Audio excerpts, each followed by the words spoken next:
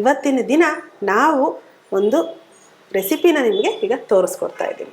Vegetable ghee ರೋಸ್ಟ್ಗೆ ಬೇಕಾಗುವಂತಹ ಸಾಮಾನುಗಳು: ತುಪ್ಪ, ಬೀನ್ಸ್, ಕ್ಯಾರೆಟ್, ಈರುಳ್ಳಿ, ಸೈಂಧವ ಉಪ್ಪು, ಕಾಳು ಮೆಣಸಿನ ಪುಡಿ, ಜಾಯಿಕಾಯಿ ಪುಡಿ, ಕೊತ್ತಂಬರಿ ಸೊಪ್ಪು. ಈ ವೆಜಿಟೇಬಲ್ ಗೀ ರೋಸ್ಟಿಗೆ ಮೊದಲನೇದಾಗಿ ಈಗ ಫಸ್ಟ್ ತುಪ್ಪ ಹಾಕೊಳ್ಳೋಣ. 1-2 ಚಮಚ ತುಪ್ಪ ಬಿಸಿ ಆಗ್ತಾ ಇದ್ದ ಹಾಗೆ ಹೆಚ್ಚಿದಂತ ಅರ್ಧ ಕಪ್ ಈರುಳ್ಳಿನ ಹಾಕ್ತಾ ಇದ್ದೀನಿ.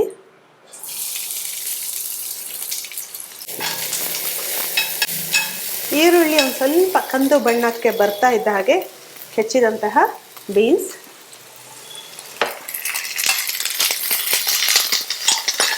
ಹಾಗೆ ಕ್ಯಾರೆಟ್ ಸಮೇತ ಹಾಕ್ತಾ ಇದ್ದೀನಿ. ಇವತ್ತಿನ ಈ ಅಡಿಗೆಯಲ್ಲಿ ನಾವು ಒಂದು ವಿಶಿಷ್ಟವಾದಂತಹ ಇಂಗ್ರೀಡಿಯೆಂಟ್ನ ಯೂಸ್ ಮಾಡ್ತಾ ಇದ್ದೀವಿ. ಅದು ಯಾವುದು ಅಂತಂದರೆ ಜಾಯಿಕಾಯಿ. ಈ ಜಾಯಿಕಾಯಿನ ನೀವೆಲ್ಲ ಕೇಳಿರ್ಬೋದು. ಸಾಮಾನ್ಯವಾಗಿ ಮಕ್ಕಳು ಹುಟ್ಟಿದ ಸ್ವಲ್ಪ ದಿನಕ್ಕೇ ಈ ಬಜೆ ಜೊತೆ ಜಾಯಿಕಾಯಿನ ಸಮೇತ ತೆಗೆದು ಹಾಕ್ತಾರೆ. ಹಾಗೆ ಊಟದ ನಂತರ ತಾಂಬೂಲ ಸೇವನೆ ಬಹಳಷ್ಟು ಮಂದಿ ಕೇಳಿರ್ಬೋದು. ಈ ತಾಂಬೂಲ ಸೇವನೆಯಲ್ಲಿ ನಮ್ಮದು ವೀಳ್ಯದೆಲೆ, ಹಾಗೆ ಅಡಿಕೆ, ಮತ್ತು ಅದ್ರ ಜೊತೆ ಪಚ್ಚ ಕರ್ಪೂರ, ಹಾಗೆ ಜಾಯಿಕಾಯಿನ ಸಮೇತ ಯೂಸ್ ಮಾಡ್ತಿದ್ರು. ಯಾಕೆ ಅಂತಂದರೆ ಈ ಜಾಯಿಕಾಯಿನ ಯೂಸ್ ಮಾಡೋದ್ರಿಂದ ನಿಮ್ಮ ಡೈಜೆಷನ್ ಸಮೇತ ಇಂಪ್ರೂವ್ ಆಗುತ್ತೆ. ಹಾಗೆ ಹೊಟ್ಟೆನಲ್ಲಿ ಏನಾದರೂ ಹುಳದ ಅಂಶ ಇದ್ದರೆ ಅದು ಸಮೇತ ದೇಹದಿಂದ ಆಚೆ ಹೋಗುತ್ತೆ. ಸೊ ಅಷ್ಟು ಅದ್ಭುತವಾದಂತಹ ಒಂದು ಸ್ಪೈಸ್ ನಮ್ಮ ಇಂಗ್ರೀಡಿಯೆಂಟ್ನಲ್ಲಿ, ಕಿಚನ್ನಲ್ಲಿ ಇರಬೇಕಾದಂಥ ಒಂದು ಸ್ಪೈಸಸ್ಗಳಲ್ಲಿ ಇದು ಕೂಡ ಒಂದು. ಆದರೆ ಅದನ್ನು ಬಹಳಷ್ಟು ಕಡಿಮೆ ನಾವು ಯೂಸ್ ಮಾಡ್ತೀವಿ. ಹಾಗೆ ಮಾಡ್ಲಿಕ್ಕೆ ಹೋಗಬೇಡಿ. ಸೊ ಇವತ್ತು ನಾನು ತೋರಿಸ್ತಾ ಇದ್ದೇನೆ ಹೇಗೆ ಯೂಸ್ ಮಾಡಬೇಕಂತ. ಅದನ್ನು ತಪ್ಪದೆ ನಿಮ್ಮ ಅಡುಗೆ ಮನೆಯಲ್ಲಿ ಖಂಡಿತ ಪ್ರತಿನಿತ್ಯ ಇದನ್ನು ಬಳಸಿ. ಈ ಅರ್ಧ ತಲೆ ನೋವು ಅನ್ನುವಂಥದ್ದು ಬಂದಾಗ ಈಗಾಗಲೇ ಡಾಕ್ಟರ್ ರೇಖಾ ಅವ್ರು ಹೇಳಿದಾಗೆ ಪಿತ್ತ ಅನ್ನುವಂಥದ್ದು ಹೆಚ್ಚಾದಾಗ ಬರುವಂಥದ್ದು ಅಂತ ಒಂದು ಕೇಸ್ ಹಿಸ್ಟ್ರಿ ಕೂಡ ಹೇಳಿದ್ವಿ. ಸರಿಯಾದ ಸಮಯಕ್ಕೆ ಸರಿಯಾಗಿ ತಿನ್ನಲೇ ಇದ್ದಾಗ ಕೂಡ ಪಿತ್ತ ಹೆಚ್ಚಾಗುತ್ತೆ ಅಂತ.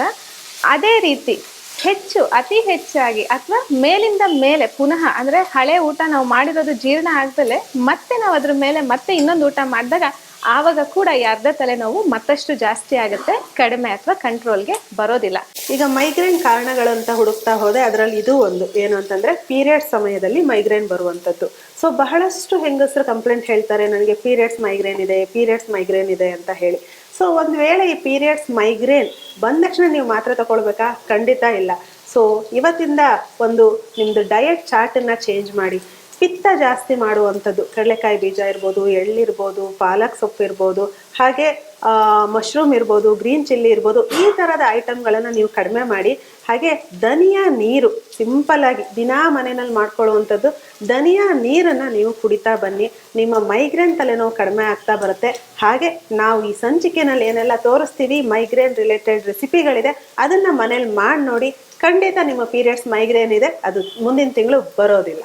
ಈ ಮೈಗ್ರೇನ್ ಅನ್ನೋಂಥ ಸಮಸ್ಯೆ ಬಂದಾಗ ಎಂಥ ಊರಲ್ಲಿ ನಾವು ಕ್ಯಾಂಪ್ ಮಾಡಲಿ, ತೀರಾ ಹಳ್ಳಿ ಕ್ಯಾಂಪ್ ಇರಲಿ, ತಲೆನೋವು ಅಂತ ಬಂದಾಗ ಅವರಂತೂ ಏನು ಹೇಳಕ್ ಬರ್ದಲೇ ಇದ್ರು ಪದ ಮೈಗ್ರೇನ್ ಅನ್ನೋದಂತೂ ಹೇಳ್ತಾರೆ. ನನಗೆ ಮೈಗ್ರೇನ್ ಇದೆ ಅಂತ ಡಾಕ್ಟ್ರು ಹೇಳಿದ್ದಾರೆ ಅಂತ ಹೇಳ್ತಾರೆ. ಈ ಮೈಗ್ರೇನ್ ಅನ್ನೋಂಥದ್ದು ಈಗಾಗಲೇ ನಾವು ಹೇಳಿದ್ವಿ 10 ಜನರಲ್ಲಿ 3 ಜನಕ್ಕೆ ಕಾಣಿಸ್ತಾ ಇದೆ. ಪ್ರಪಂಚದಲ್ಲಿ ಇದು 3ನೇ ಸ್ಥಾನ ಪಡೆದಿದೆ ಅಂತ. ಸೊ ಈ ರೀತಿಯಾದಂಥ ಮೈಗ್ರೇನ್ ಅನ್ನುವಂಥ ತಲೆನೋವು ಬಂದಾಗ ಎಷ್ಟು ತೀವ್ರವಾಗಿರುತ್ತೆ ಅಂದರೆ ಒಂದು ಬೆಳಕನ್ನು ನೋಡಿದ್ರೂ ಸಹಿಸೋಕ್ಕಾಗಲ್ಲ. ಕತ್ತಲೆ ಕೋಣೆನಲ್ಲಿ ಹೋಗಿ ಕೂತ್ಕೊಳ್ಳೋಣ ಅಂತ ಅನಿಸುತ್ತೆ. ಜೊತೆಗೆ ತುಂಬ ವಾಂತಿ ಬರೋಂಗೆ ಆಗ್ತಿರುತ್ತೆ. ಎಷ್ಟೋ ಸಲ ಅವ್ರಿಗೆ ವಾಂತಿ ಕೂಡ ಆಗುತ್ತೆ. ಶಬ್ದ ಕೇಳೋಕ್ಕಾಗಲ್ಲ. ಸ್ವಲ್ಪ ಜಾಸ್ತಿ ಶಬ್ದ ಆದರೂ ಕೂಡ ತುಂಬಾ ಹಿಂಸೆ ಆಗಿ ನೋವು ಇನ್ನೂ ತೀವ್ರತೆ ಜಾಸ್ತಿ ಆಗ್ತಾ ಹೋಗುವಂಥದ್ದು. ಮತ್ತೆ ಅಷ್ಟೇ ಅಲ್ಲ, ಎಷ್ಟೋ ಸಲ ವಾಂತಿ ಆದಮೇಲೆ ಕೆಲವ್ರಿಗೆ ಕಡಿಮೆ ಆದರೆ ಕೆಲವ್ರಿಗೆ ಮತ್ತಷ್ಟು ಹೆಚ್ಚಾಗ್ತಾ ಹೋಗುವಂಥದ್ದು ಕಾಣಿಸ್ತಾ ಹೋಗುತ್ತೆ. ಮತ್ತು ಈ ಮೈಗ್ರೇನ್ ತಲೆನೋವು ಒಂದ್ಸಲ ಪ್ರಾರಂಭ ಆದರೆ ಮತ್ತೆ ಅದು ಜಾಸ್ತಿನೇ ಆಗ್ತಾ ಹೋಗುತ್ತೆ ಹೊರತು ಅಲ್ಲಿ ಕಡಿಮೆ ಅನ್ನುವಂಥದ್ದು ಆಗೋದಿಲ್ಲ. ನಿಮ್ಮ ಹೊಟ್ಟೆನಲ್ಲಿರುವಂಥ ಸಮಸ್ಯೆ pH ಬ್ಯಾಲೆನ್ಸ್ ಸಮಸ್ಯೆನ ಸರಿ ಮಾಡ್ಕೊಳ್ಳಿ. ಆಗ ನೀವು ಮೈಗ್ರೇನಿಂದ ಮುಕ್ತಿ ಹೊಂದ್ಬೋದು. ನಾವು ಈಗ ಈ ಮೈಗ್ರೇನಲ್ಲಿ ತೋರಿಸ್ತಾ ಇರೋವಂಥ ಎಲ್ಲ ರೆಸಿಪಿಗಳು ಕೂಡ ಆಲ್ಕಲೈನ್ ಬ್ಯಾಲೆನ್ಸ್ ಮಾಡುವಂಥದ್ದು. ಹಾಗಾಗಿ ನಿಮ್ಮ ಮೈಗ್ರೇನ್ ತಲೆನೋವಿಗೆ ಸಾಕಷ್ಟು ಸಹಾಯ ಮಾಡುತ್ತೆ. ಈಗ ತರಕಾರಿ ಬೆಂದಿದೆ. ಇದಕ್ಕೆ ಒಂದು ಅರ್ಧ ಚಮಚದಷ್ಟು ಉಪ್ಪನ್ನು ಸೇರಿಸ್ತಾ ಇದ್ದೀನಿ. ಹಾಗೆ ಅರ್ಧ ಚಮಚದಷ್ಟು ಕಾಳು ಮೆಣಸಿನ ಪುಡಿ, ಹಾಗೆ ಅರ್ಧ ಚಮಚದಷ್ಟು ಜಾಯಿಕಾಯಿ ಪುಡಿ. ಇಲ್ಲಿ ನಾವು ಮೆಣಸಿನ್ಕಾಯಿ ಉಪಯೋಗಿಸಿದ್ರು ಸಮೇತ ಮೈಗ್ರೇನ್ ಹೆಚ್ಚಾಗೋ ಸಾಧ್ಯತೆಗಳಿರುತ್ತಲ್ವಾ? ಸೊ ಸೊ ಹಸಿಮೆಣಸನ್ನ ದಯವಿಟ್ಟು ಯೂಸ್ ಮಾಡಬೇಡಿ, ಖಾರ ಟೇಸ್ಟ್ ಬೇಕು ಅಂತ ಕಾಳು ಮೆಣಸನ್ನೇ ಯೂಸ್ ಮಾಡಿ. ಈ ಜಾಯಿಕಾಯಿ ಅಂದ ತಕ್ಷಣ ಬರೇ ವಾಂಗಿಬಾತ್ ಪುಡಿ ಮಾಡಕ್ ಮಾತ್ರ ಸಾಕಷ್ಟು ಜನ ಉಪಯೋಗಿಸ್ತಾರೆ. ಅಡುಗೆನಲ್ಲೂ ಉಪಯೋಗಿಸ್ಬೋದು ಅನ್ನೋವಂಥದ್ದು ಕೂಡ ಗೊತ್ತಿರಲ್ಲ. ಕಹಿ ಬರುತ್ತೆ, ತುಂಬ ಕಸರೆ ಬರುತ್ತೆ ಅನ್ನೋವಂಥದ್ದು ಜನರ ತಲೆನಲ್ಲಿ ಉಳಿದಿರುತ್ತೆ. ಈಗ ಪಲ್ಯ ಆಗಿದೆ, ಅದಕ್ಕೆ ಹೆಚ್ಚಿದಂಥ ಕೊತ್ತಂಬರಿ ಸೊಪ್ಪನ್ನು ನಾನು ಮೇಲೆ ಉದುರಿಸ್ತಾ ಇದ್ದೇನೆ.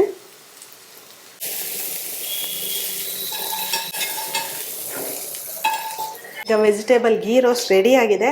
ಸೊ ಮನೆಯಲ್ಲಿ ಸ್ನ್ಯಾಕ್ ಅಂತನೋ ಅಥವಾ ಬೇರೆ ಹಸುವಾಗ್ತಿದೆ ಅಂತನೋ ನೀವು ಜಂಕ್ ಫುಡ್ಡನ್ನು ತಿಂದು ತಲೆನೋವನ್ನು ಜಾಸ್ತಿ ಮಾಡ್ಕೊಳ್ಳೋದಕ್ಕೆ ಬದಲಾಗಿ ಸಿಂಪಲ್ಲಾಗಿ ಎಲ್ಲರೂ ಮಾಡ್ಕೋಬೋದಾದಂತಹ ಮೈಗ್ರೇನ್ ರೆಸಿಪಿ ಇದು. ಮನೆಯಲ್ಲಿ ಟ್ರೈ ಮಾಡಿ ನೋಡಿ ಒಂದ್ಸಲ.